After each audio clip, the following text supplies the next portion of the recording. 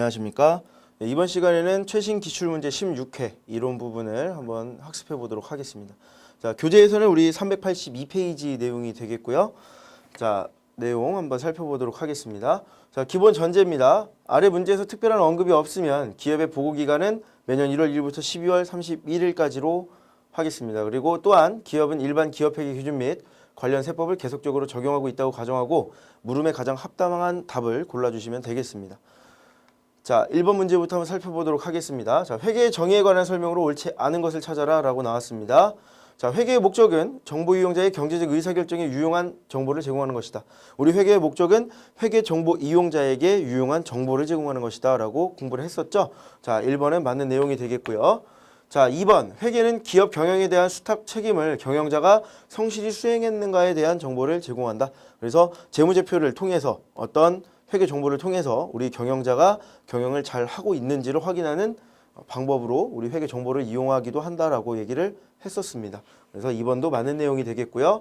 자, 3번 회계 정보 이용자에게 회계 정보를 생산하는 경영자는 포함되지 않는다.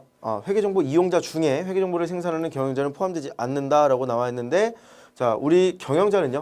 경영자는 우리가 내부 정보 이용자다라고 얘기를 했었죠. 그러면 3번은 틀린 내용이 되겠고요. 자, 4번 회계는 기업에서 이루어지는 수많은 경영활동을 화폐적 숫자로 표현하는 기업의 언어이다. 네, 맞습니다. 그러면 정답은 3번이 되겠죠. 그래서 우리 경영자는 내부정보 이용자에 포함이 된다. 이렇게 기억을 하시면 되겠고요. 자, 2번 문제로 넘어가도록 하겠습니다. 자, 2번 문제입니다. 다음 중 재무상태표 작성 기준에 관한 설명으로 옳지 않은 것. 그래서 자, 우리 재무상태표 작성 기준을 상기를 해보면 우선 1년 기준이라는 기준이 있었고요. 그 다음에 총액 기준이 있었죠. 그 다음에 구분 표시의 원칙. 자, 그 다음에 우리가 비만 계정 그리고 미결산 항목을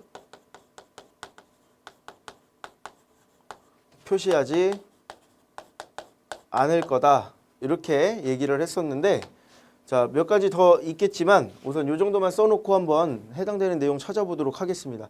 자, 1번 보니까 자산과 부채는 결산일 현재 1년 또는 영업주기. 우리 이제 영업주기를 정상 영업주기라고 표현을 했었는데 이 영업주기를 기준으로 구분 표시할 거다. 네, 맞는 내용이 되겠고요.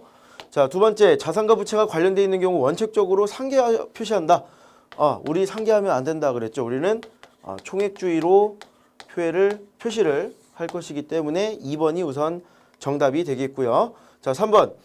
자, 자산과 부채는 유동성이 큰 항목부터 배열한다. 그래서 이걸 우리가 뭐라고 했었냐면 유동성 배열법이다라고 얘기를 했었습니다. 자, 그래서 3번도 맞는 내용이 되겠고요. 자, 가지급금, 가수금 등의 미결산 계정은 그 내용을 나타내는 적절한 계정으로 표시한다라고 되어 있는데 이 내용은 우리가 비만 계정 혹은 미결산 항목 표시 금지의 원칙이다라고 얘기를 했었죠. 그래서 위에부터 다시 살펴보면 1년 기준 혹은 정상 영업주기 기준으로 작성을 하고요.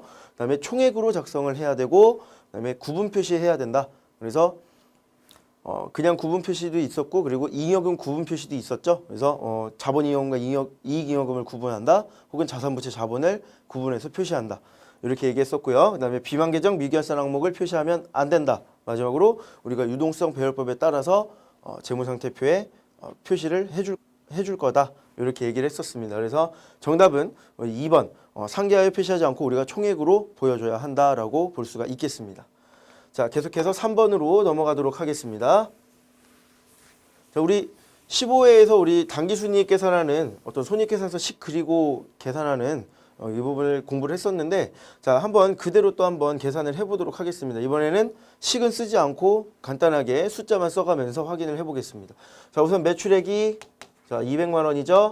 자, 이 매출액에서 자, 우리 매출원가 120만 원을 차감을 하면 우리 매출 총 이익인 80만 원이 계산이 되겠습니다. 자, 여기서 우리가 급여 30만 원을 차감을 하면 자, 50만 원이라는 영업 수익이 나올 거고요. 자, 여기서 영업의 비용인 이자 비용 10만 원을 차감을 해주면 자 40만 원이라는 당기 순이익이 계산이 되겠습니다. 그래서 정답은 2번이구나 이렇게 골라주실 수가 있겠죠. 자 정답은 2번입니다. 자 그래서 우리 식대로 순서대로 이렇게 숫자를 집어넣어서 계산을 하시면 되겠다. 자 네 번째 문제 보도록 하겠습니다. 자 4번 문제입니다. 한공 자 사업연도는 자 17년 1월 1일부터 12월 31일이라고 되어 있고요. 자 항공이 16년 1월 1일에 취득한 업무용 차량을 17년 12월 31일에 처분한 경우 유형자산 처분 손익을 계산해라 라고 나왔습니다.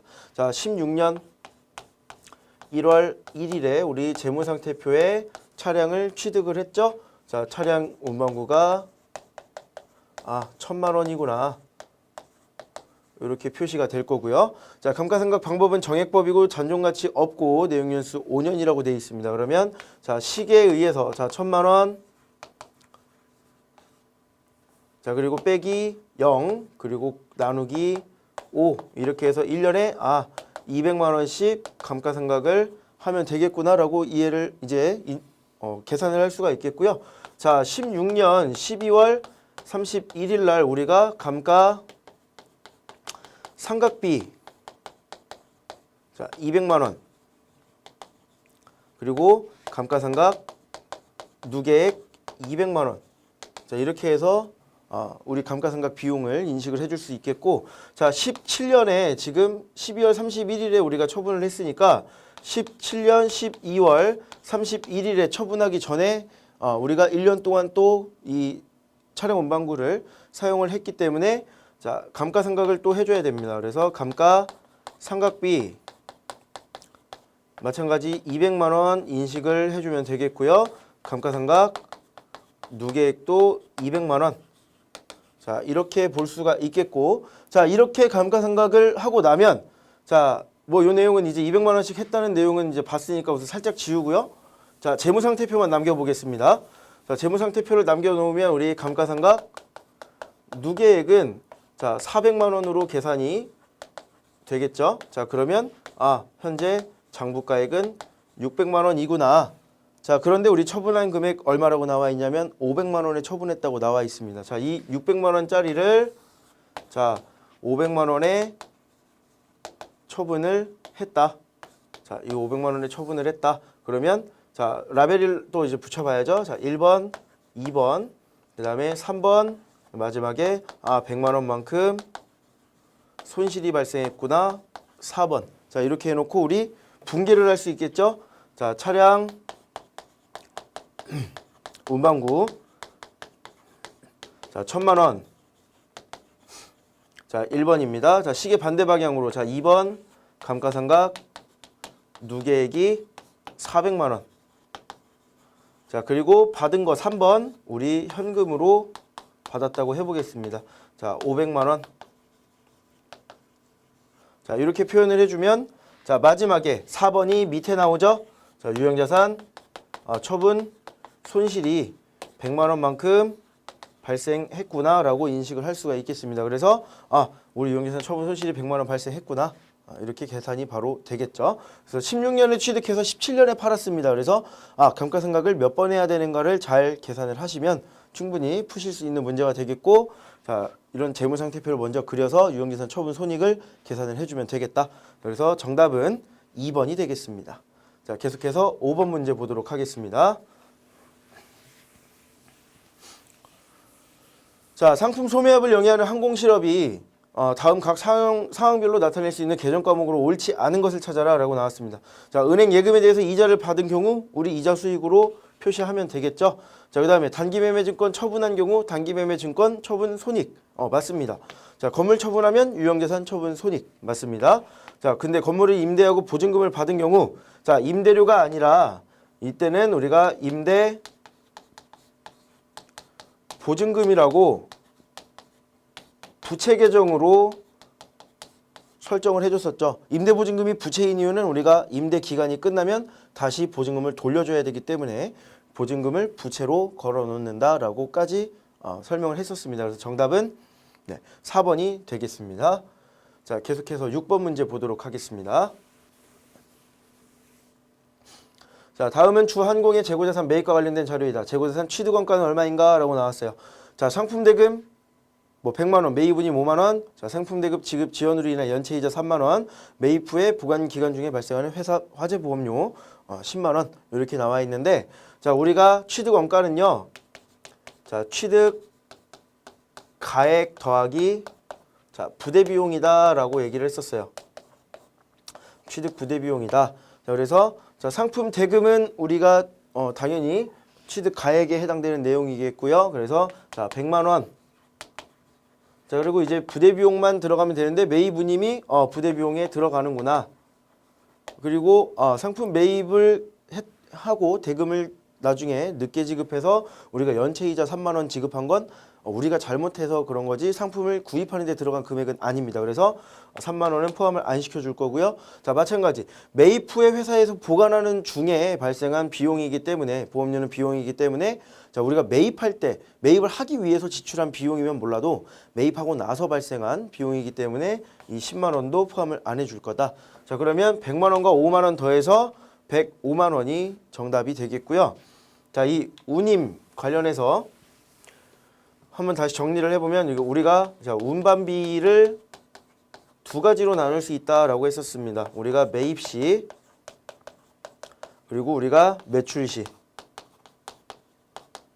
자, 우리가 매입할 때는 취득 부대 비용에 포함을 시킨다. 그러면 다시 말하면 뭡니까? 이거는 자산으로 처리를 하겠다라는 말이 되겠고요. 자, 매출할 때는 우리가 운반비라는 비용으로 처리를 해줄 겁니다. 그래서 우리가 구입해 올 때는 취득 부대 비용으로 보고 이 매입하는 운반비를 취득 부대 비용으로 보고 취득원가에 가산을 해줄 거다. 그리고 우리가 매출할 때는 우리가 팔면서 들어가는 비용으로 보고 판매비와 관리비로 보고 운반비라는 비용으로 비용 처리를 해줄 것이다. 이렇게 기억을 하시면 되겠습니다. 자, 7번 문제 보도록 하겠습니다.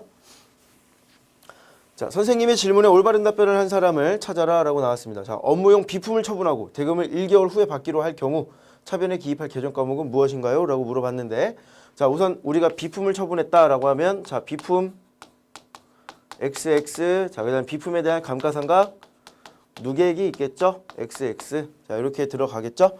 자, 그다음에 자, 차변에 우리가 일반적인 상거래 이외에서 채권이 발생했습니다. 이런 경우에는 우리가 미수금이라는 계정을 사용을 하겠죠.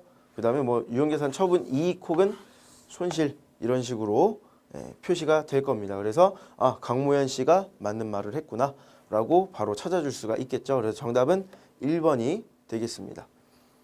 자, 계속해서 8번 문제 보도록 하겠습니다.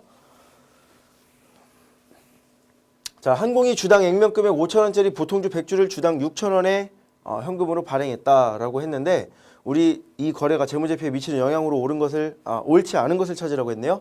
자, 이런 경우에는 간단합니다. 분개를 해주시면 되는데, 자, 분개를 해보면 자, 우리 대변에 자, 액면금액 5,000원짜리를 100주를 발행을 했기 때문에 자, 자본금이 우선 액면 금액 곱하기 주식 수만큼 늘어나 줘야 됩니다.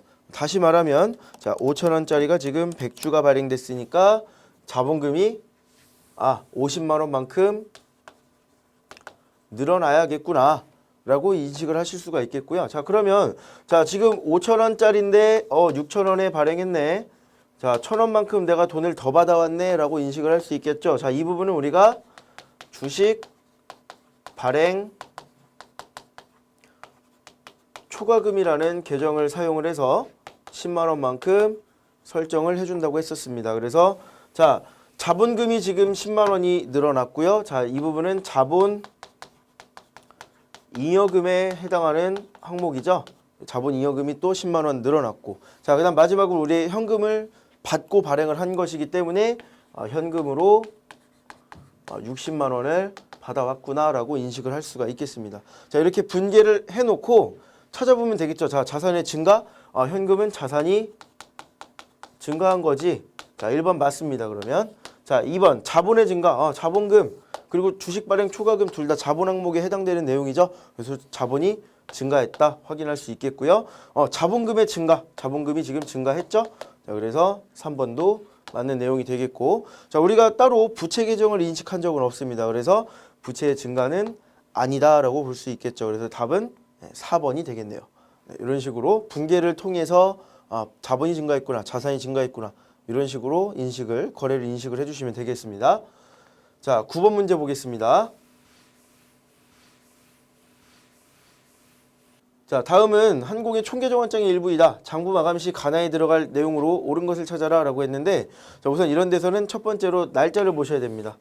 자, 날짜를 보니까 외상매출금 계정에서 12월 31일에 지금 대변에 20만 원이 12월 31일에 남아 있구나. 자, 이거는 우리가 차기로 2월 될 부분이다라고 얘기를 해주죠. 그래서 지금 12월 30일 현재 외상매출금이 남아 있는 상태니까 이걸 이제 우리가 차기로 보내줄 거다. 그럼 차기에는 미리 이제 기초에 들어왔던 금액 이런 식으로 1월 1일로 표시가 이렇게 되겠죠.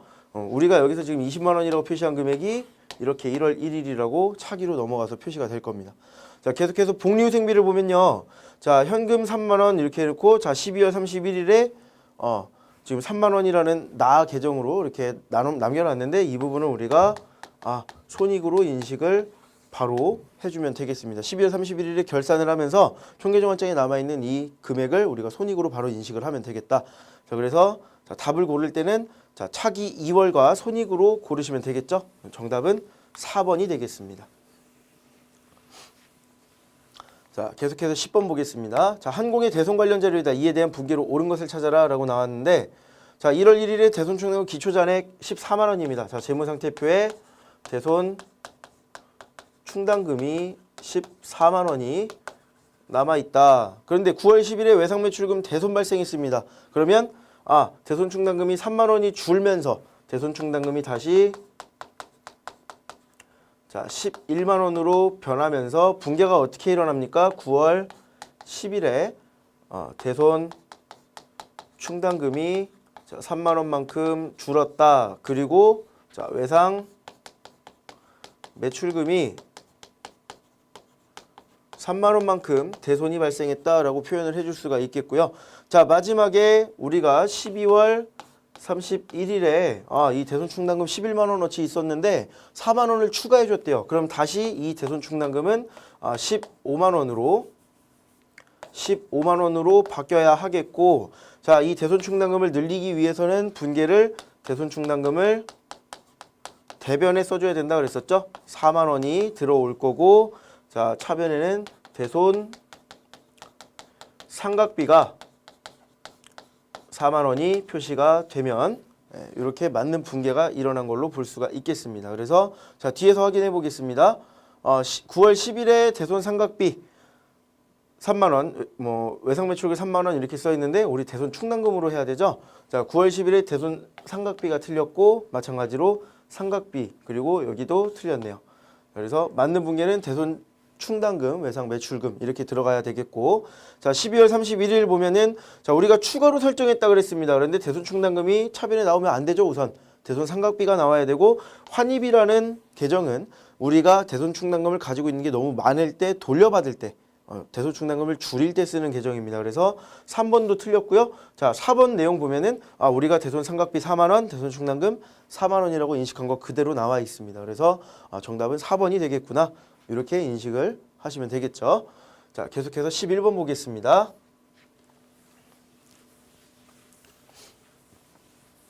자, 11번입니다. 유형계산 감가상각에 대한 설명으로 옳지 않은 것을 찾아라 라고 나왔고요. 자, 취득원가, 내용연수, 잔존가치 등은 감가상각 계산의 요소이다. 예, 맞는 내용입니다. 자, 그 다음에 유형계산 중 토지, 건물, 비품 감가상각 대상이다. 토지가 아니네요. 자, 토지랑 우리가 건설 중인 자산이랑 이 두 가지는 우리가 감가상각을 하지 않는다라고 얘기를 했었습니다. 자, 그러면 2번이 정답이 되겠고요. 자, 3번. 자, 감가상각 방법에는 정액법, 정률법, 연수합계법, 생산량 비례법 우리가 배웠던 5가지 중에 지금 4가지가 나왔고요. 계산은 직접 우리가 정액법과 정률법은 해봤었죠. 자, 그 다음에 자, 간접법에 의한 장부 기록은 차변의 감가상각비, 대변의 감가상각 누계액으로 한다. 자, 우리 유형자산과 자, 무형자산이 있죠.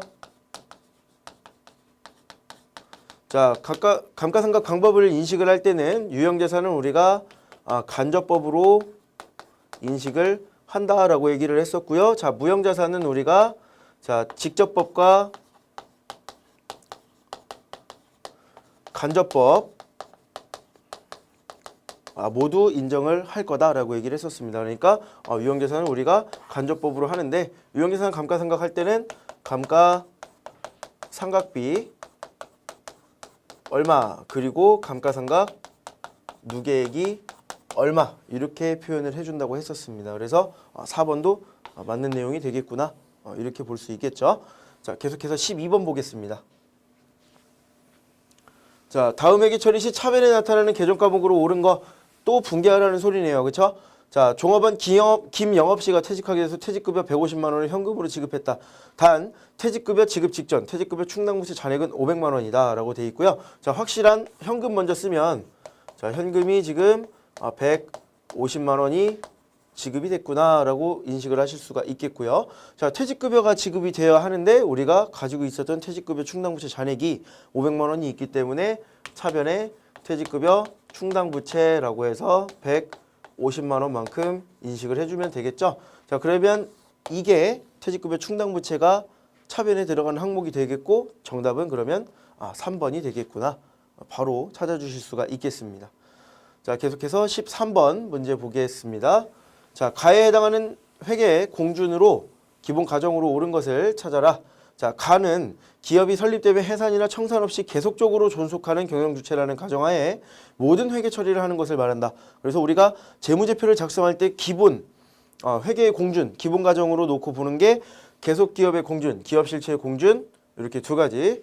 그리고 뭐 우리 회계 기간과 화폐 가치 인정의 공준은 따로 우리가 공부했던 내용은 아닌데 둘 중에 하나겠구나라고 인식을 할 수 있겠고요. 그리고 계속적으로 존속하는 경영 주체다. 우리가 계속 기업의 공준이다라고 얘기를 했었는데 정답은 그래서 3번이 되겠고, 자, 계속 기업의 공준이란 말은 뭐냐면 내가 회계 정보를 만들어서 재무제표를 만들어서 정보 이용자들에게 정보를 제공을 할 건데 계속 기업을 운영을 할 것이다라는 전제 조건이 없으면 그 외부 정보 이용자들이 재무제표를 통해서 어떤 정보를 얻고 우리 회사에 투자를 하거나 채권자로서 돈을 빌려주거나 아니면 우리 회사 거래를 할 때 계속 기업의 공준이라는 전제 조건이 없으면 계속 거래를 하지 않을 것이다. 거래 자체를 하지 않을 것이다. 그리고 재무제표를 만들 필요도 없다. 계속적으로 기업을 운영하지 않을 것인데 재무제표를 만들 필요가 없겠죠. 앞으로 투자받을 일도 없고 다른 회사와 거래할 일도 없을 건데 재무제표는 만드는 일은 만약에 그렇다면 만드는 일이 쓸데없는 일이 되겠죠. 그래서 계속 기업을 운영할 회사들만 우리가 재무제표를 작성하고 회계정보 이용자에게 회계정보를 제공을 한다. 그래서 우리 계속 기업의 공준이라고 얘기를 합니다. 자, 14번 문제 보겠습니다. 자, 다음은 출장사원 업무보고에 관한 내용의 일부이다. 그래서 회계처리 시 가와 나에 해당하는 대변 계정 과목으로 옳은 것을 찾아라 라고 나왔습니다. 자, 우선 출장 잘 다녀오셨나요? 라고 물어봤더니 잘 다녀왔습니다 라고 대답했고요. 자, 출장지에서 50만 원을 송금을 했다. 자, 그러면 자, 송금액은 매출처로부터 회수한 상품 매출에 대한 외상 매출금 40만 원, 그리고 거래처로부터 받은 상품 주문 대금 10만 원, 이렇게 두 가지로 나눠져 있다라고 되어 있습니다. 그러면 매출처에서 받은 거면 뭡니까? 외상 매출금이 대변에 입력이 돼서 이만큼 줄어들었다. 40만 원이네요. 자, 40만 원만큼 줄어들었다라고 할 수 있겠고요. 자, 거래처로부터 상품 주문 대금을 받았다. 먼저 받은 돈이죠. 그러면 대변에 다시 선수금이 10만 원이 들어왔구나라고 이렇게 이해를 하시면 되겠습니다. 그래서 가에는 외상 매출금, 대변에는 선수금 이렇게 인식을 하실 수가 있겠죠. 그래서 정답은 1번이 되겠습니다. 자, 마지막 문제 풀고 마무리하도록 하겠습니다. 자, 도매압을 영위하는 항공 상사가 결산 시 차입금에 대한 기간 경과분 미지급 이자를 계상하지 않을 경우 단기 재무제표에 어떤 영향을 주는가라고 나왔어요. 자, 우선 미지급 이자라는 계정 과목이 나왔는데 자, 만약에 우리 결산때 분기를 해보겠습니다. 자, 12월 31일입니다. 자, 우리가 기간이 경과됐는데 이자를 지급하지 않았다. 우선 이자 비용이 발생한 거고요. 자, 그 다음에 미지급 이자라는 우리 미지급 이자는 이제 부채 계정이죠. 자, 그리고 이자 비용은 자, 비용 계정입니다. 자, 이렇게 두 가지가 발생하지 않았다라고 인식을 할 수 있습니다. 그러면 자, 첫 번째 1번 보니까 부채가 과대 계상된다.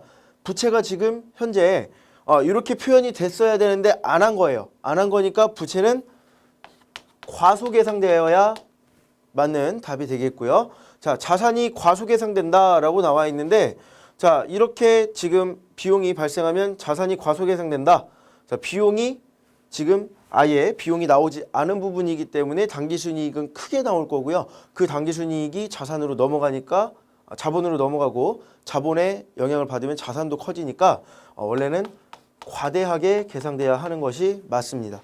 자, 그다음에 세 번째 자본이 과소 계상된다라고 돼 있는데 마찬가지로 자, 비용이 아예 안 나왔습니다. 비용이 없어진 상태이기 때문에 당기순이익은 크게 나왔을 거고요. 이익잉여금도 당연히 과대 계상됐을 겁니다. 그러니까 자본이 과대 계상됐을 거고요. 자, 마지막 당기순이익이 과대 계상된다라고 했는데 자, 비용이 올라가지 않았기 때문에 당기순이익이 과대 계상되겠죠. 그래서 정답은 4번이 되겠고 자, 당기순이익이 과대 계상됐으니까 자본도 과대하게 되고 자본이 커지니까 우리 자산도 크게 나올 것이다. 이렇게까지 연쇄적으로 이해를 하시면 되겠습니다. 네, 16회 기출문제 이론 부분 풀어봤습니다. 감사합니다.